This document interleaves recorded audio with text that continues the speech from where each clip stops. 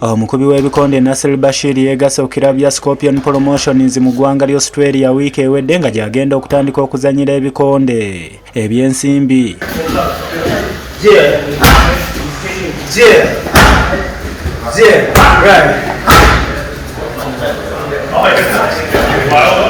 Nasir Bashir y'omu ku bazannyi b'ebikonde ababiri abaasigala mu ggwanga lya Australia oluvannyuma lw'emizannyo egya Commonwealth egya 2018 okomekerezebwa ng'omulala eriganisimbwa nga n'azanya kati bikonde bya nsimbi.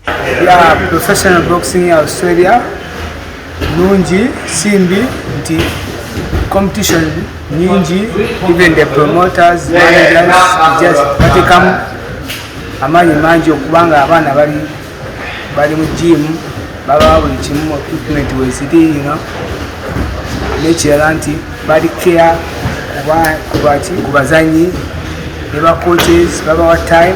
Kirabo bya Scorpion ne Munnayuganda Jackson Asiku gye yali azanyiramu nga kati akola gwa butendesi mu kirabo eno ng'ono okusigala mu ggwanga lya Australia yali amaze okuzannya mizannyo gya Olympics egyali mu kibuga Sydney mu mwaka ogwa 2000 ng'akoma ku lawundi esooka mu buzito obwa featherweight. Kati na retiringa kati training abaana njala nakutandika abaana profession, so ndinayo